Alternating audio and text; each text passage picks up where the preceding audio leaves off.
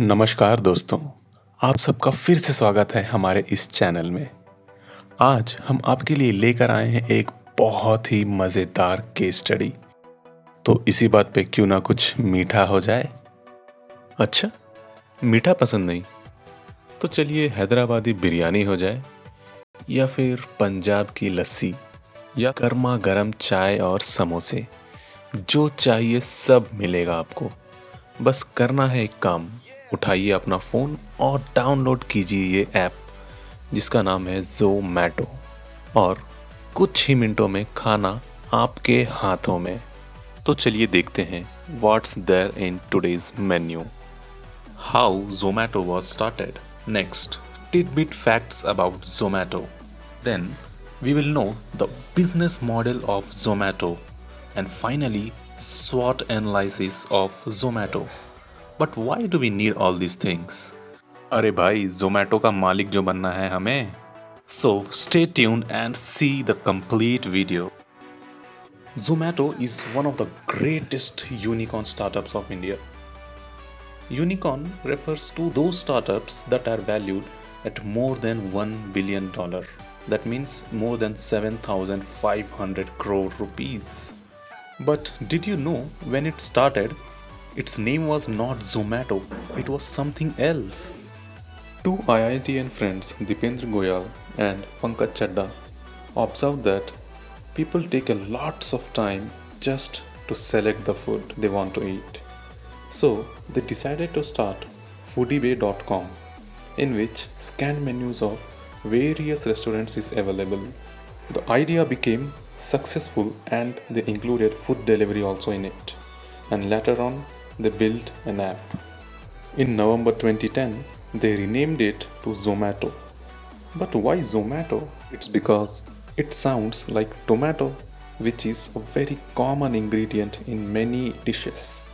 And it makes you think about food, isn't it? Before we understand their business model, here are some fun facts for you. Did you know the most expensive order on Zomato was of around 2 lakhs rupees?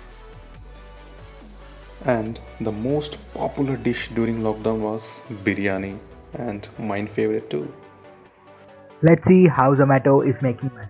Zomato currently has 4 business offerings and a secret sauce, which we will discuss in SWOT analysis section. So stay tuned till then. Under the B2B category, there is business to business. It has Hyperpure, which provides fresh, hygienic, high quality ingredients and supplies to the restaurant. The second one is Zomato Pro. It is a subscription based model where the members get privileges and discounts on dining out and delivery orders. The third one is Dining Out, where by using the Zomato app you can book the table in any of the restaurants. Before we proceed to the fourth segment, it is most likely that you have ordered food using Zomato at least once. Here is a question for you all. Why did you order using Zomato? You would say simple, because of discounts. Did you ever wonder how and why Zomato offers such huge discounts? As the product or service offered by the startups is new, they need to spend a lot on advertising campaigns and in giving huge discounts. And most of the startups don't use bank loans to run their business. Rather, they use the investors' money.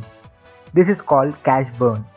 But why are they burning so much of cash, as once the discounts are removed, will you still order using Zomato? You might say no.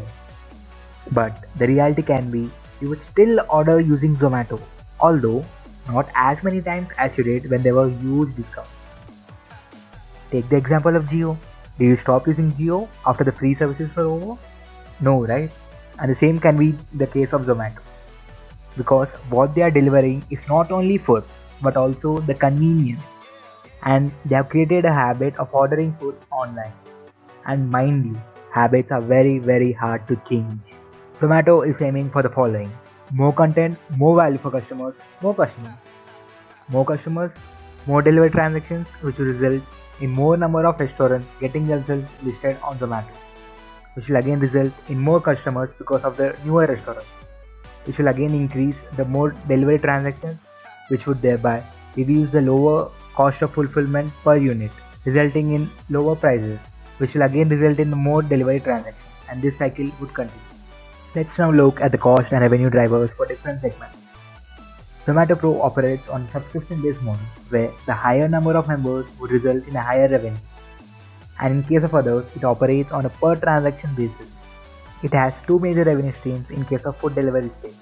They are commission charged from the restaurants and advertising. A substantial part of the commissions, however, goes away in giving the discount. Advertisement forms a major source of revenue. Restaurants, generally the newly set up ones, pay advertising fee, or you may also call visibility fee, to Zomato to list themselves among the top 5 to 6 restaurant results when a customer searches for a particular food item.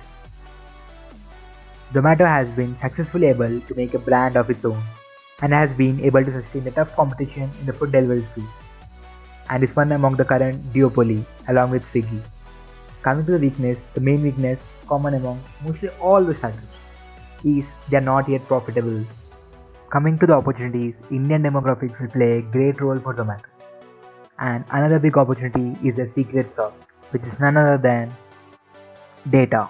Yes, you heard it right, data. With so much of data collected, they can scale two major services, that is business consultancy and cloud kitchen. Zomato has become profitable per order wise for the first time thanks to COVID and the lockdown. Zomato, to remain profitable at least per order wise, has to maintain AOV, that is average order value, consistently over Rs 400 and has to offer lower discounts as you can see in the 9 months ended December 2020. Currently, only 4% of India's population orders food online, and there is a large untapped market in India. With rapid urbanization, growing population of working women, and internet penetration will only fuel Zomato's growth. Compared to China, where there is more access to internet and even the percentage of population ordering food online is also high.